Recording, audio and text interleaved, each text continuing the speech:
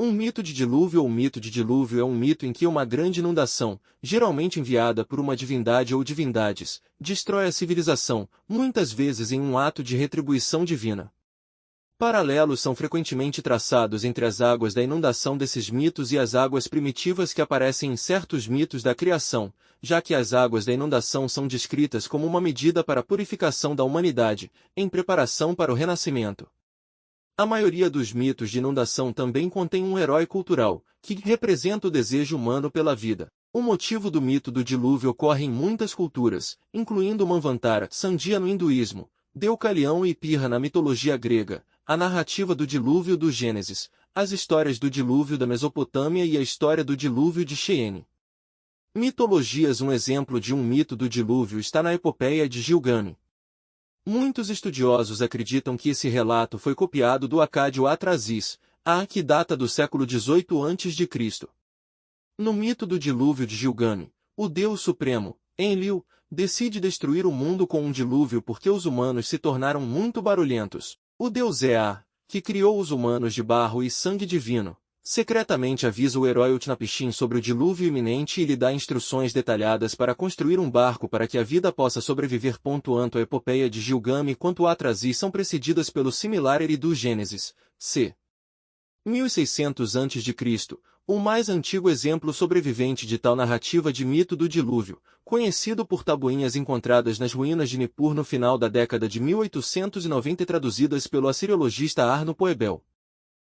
O acadêmico G. Samuel Shen analisou vários textos do período dinástico inicial terceiro até o período babilônico antigo, e argumenta que a narrativa do dilúvio foi adicionada apenas em textos escritos durante o período babilônico antigo. Com relação à lista de reis sumérios, observações de especialistas sempre indicaram que a parte da lista de reis sumérios falando sobre antes do dilúvio difere estilisticamente da lista de reis própria. Essencialmente, cópias da antiga Babilônia tendem a representar uma tradição de antes do dilúvio, além da lista de reis real, enquanto a cópia de Ur III da lista de reis e a duplicata da coleção Brockman indicam que a lista de reis própria existiu independentemente da menção do dilúvio e da tradição de antes do dilúvio. Essencialmente, Shen dá evidências para provar que a seção de antes do dilúvio e as referências ao dilúvio na lista de reis sumérios foram todas adições posteriores adicionadas durante o período babilônico antigo, conforme a lista de reis sumérios passou por atualizações e edições. O dilúvio como um divisor de águas na história inicial do mundo foi provavelmente um novo conceito historiográfico emergindo nas tradições literárias da Mesopotâmia durante o período babilônico antigo, como é evidente pelo fato de que o motivo do dilúvio não apareceu na cópia de Ur III e que as primeiras fontes cronográficas relacionadas ao dilúvio aparecem no período babilônico antigo. Shen também conclui que o nome de Ziusudra como um herói do dilúvio e a ideia do dilúvio sugerida por esse nome na versão babilônica antiga de Instruções de Shurupa são apenas desenvolvimentos durante o período babilônico antigo, quando também o texto didático foi atualizado com informações da crescente tradição antediluviana. No Gênesis hebraico, o Deus Javé, que havia criado o homem do pó da terra, decide inundar a terra por causa do estado corrompido da humanidade. Javé então dá ao protagonista, Noé, instruções para construir uma arca a fim de preservar a vida humana e animal. Quando a arca é concluída, Noé, sua família e representantes de todos os animais da terra são chamados para entrar na arca. Quando o dilúvio destrutivo começa, toda a vida fora da arca perece. Depois que as águas recuam, todos os que estão a bordo da arca desembarcam e têm a promessa de Javé de que ele nunca mais julgará a terra com um dilúvio. Javé faz com que um arco-íris se forme como sinal dessa promessa.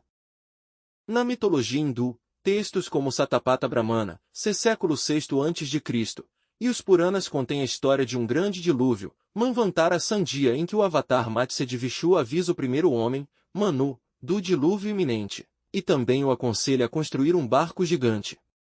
No masdaísmo zoroastriano, Ahriman tenta destruir o mundo com uma seca, que Mitra termina tirando uma flecha em uma rocha, da qual brota uma inundação, um homem sobrevive em uma arca com seu gado.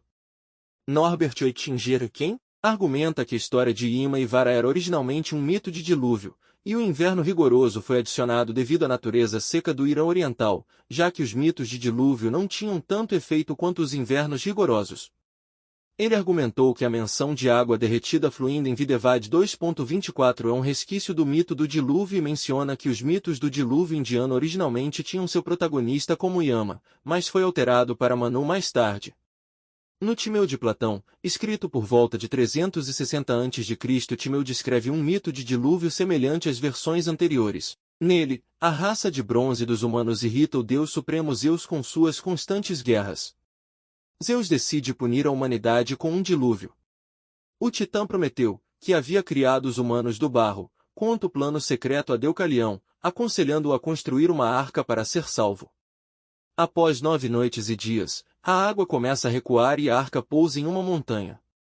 Os Cheyenne, uma tribo das grandes planícies da América do Norte, acreditam em um dilúvio que alterou o curso de sua história, talvez ocorrendo no vale do rio Missouri. Historicidade especula-se que as inundações ocorridas após o último período glacial, c. 115.000, c. 11.700 anos atrás, inspiraram mitos que sobrevivem até hoje.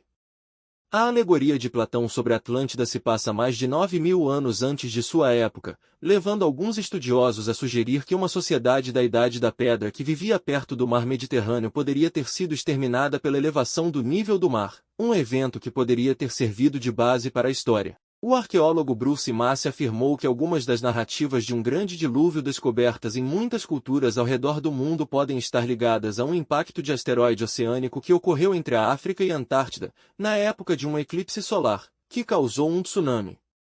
Entre os 175 mitos que ele analisou estava um mito hindu falando de um alinhamento dos 5 planetas na época, e uma história chinesa ligando o dilúvio ao fim do reinado da Imperatriz Nuva.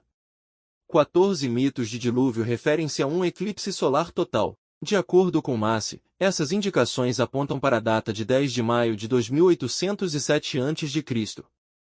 Sua hipótese sugere que um meteoro ou cometa caiu no Oceano Índico por volta de 3.000 a 2.800 a.C. e criou a cratera Berkeley submarina de 18 milhas, 29 quilômetros, e Phenom Bose Chevron, e gerou um tsunami gigante que inundou terras costeiras. A Mesopotâmia, como outros locais antigos de civilização ribeirinha, era propensa a inundações, e para aqueles que vivenciavam inundações em todo o vale, as inundações poderiam destruir todo o seu mundo conhecido. De acordo com o relatório de escavação da década de 1930 em Shuruppak, atual Tel Farah, Iraque, as camadas de Endet Nasser e Erle Dinastic no local foram separadas por uma camada amarela de 60 centímetros de areia aluvial e argila, indicando uma inundação, como aquela criada pela avulsão do rio, um processo comum no sistema do rio Tigre-Eufrates. Camadas semelhantes também foram registradas em outros locais, todas datadas de períodos diferentes, o que seria consistente com a natureza das avulsões do rio. Shuruppak na lenda mesopotâmica era a cidade de Utnapishtim, o rei que construiu um barco para sobreviver à inundação que se aproximava. A camada aluvial data de cerca de 2900 a.C. O nível do mar na Terra aumentou drasticamente nos milênios após o último máximo glacial. A geografia da área da Mesopotâmia mudou consideravelmente com o enchimento do Golfo Pérsico depois que as águas do mar subiram após o último período glacial. Os níveis globais do mar estavam cerca de 120 metros, 390 pés, mais baixos por volta de 18.000 BP e subiram até 8.000 BP quando atingiram os níveis atuais, que agora estão em média 40 metros, 130 pés, acima do fundo do Golfo, que era um enorme, 800 km multiplicação 200 km, 500 milhas multiplicação 120 milhas, região baixa e fértil na Mesopotâmia, na qual se acredita que a habitação humana tenha sido forte ao redor do oásis do Golfo por 100.000 anos.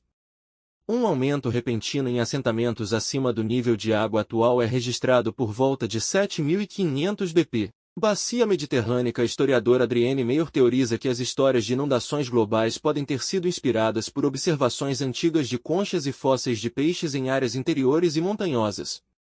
Os antigos gregos, egípcios e romanos documentaram a descoberta de tais restos em tais locais. Os gregos levantaram a hipótese de que a Terra havia sido coberta por água em várias ocasiões, citando as conchas e fósseis de peixes encontrados no topo das montanhas como evidência dessa ideia. Especulações sobre o mito de Deucalião postularam um grande tsunami no mar Mediterrâneo, causado pela erupção de Terra, com uma data geológica aproximada de 1630 a 1600 a.C., como a base histórica do mito. Embora o tsunami tenha atingido o mar Egeu do Sul e Creta, ele não afetou cidades no continente grego, como Micenas, Atenas e Tebas, que continuaram a prosperar,